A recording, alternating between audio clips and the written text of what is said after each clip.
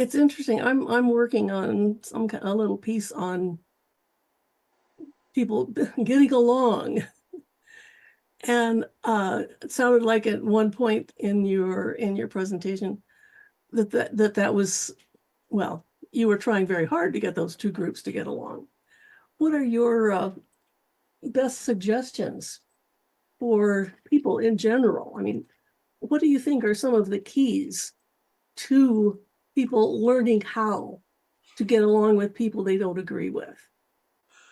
And that's a good question because I asked that question to myself so many times, and the biggest issue I feel it's maybe post-colonial where so I'm doing field work right now as an anthropologist in a Coptic church right down the street from my house. So I go there, I sit in their liturgy in the back, take notes as a researcher, just do my little findings and go. So that's what I'm doing. I go there every day. Tomorrow morning, 5:30 a.m. I'm going to be there in the morning. I'm a pretty good student that way. So I go sit in the back and I do my field work, do my research, and then I go. And I noticed that many times, actually within the Coptic Church, they're very closed into their system, their people. They keep it closed within. This is our thing. It's kind of what we are. I feel that there's some sort of post-colonial. I don't know. I can't. This is just my simple non-research hypothesis here that something happened post-colonial where a lot of religious systems felt that they needed to get everyone on board with their systems. There's a lot of religious systems in the world that were like, we're happy with who we have and we like our little system here. I feel like there's a lot of systems, even within like Catholicism, within Islam, where within the hegemonic version of Islam, at least, where we need to get everyone on board. We need to bring everyone on board, and I feel like that's one of the biggest catalysts towards what was the question you asked again? Like Ways to why? learn how to get along with Well, yeah, people.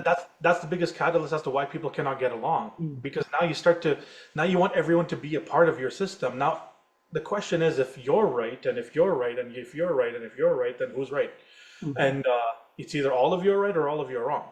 And no one system wants to think that. So that's the reason why you can't get along. And the biggest threat are people who are going to step out of their system. They pose the biggest threat.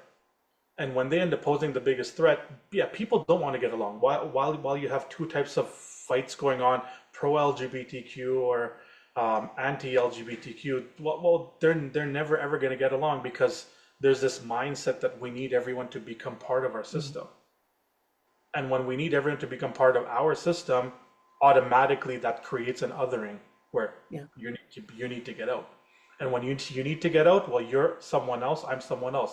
It all it the answer to this, at least in my opinion, is by well, we need to stop othering, but we need to stop looking at me. Like we need to. It's not about me and my system anymore.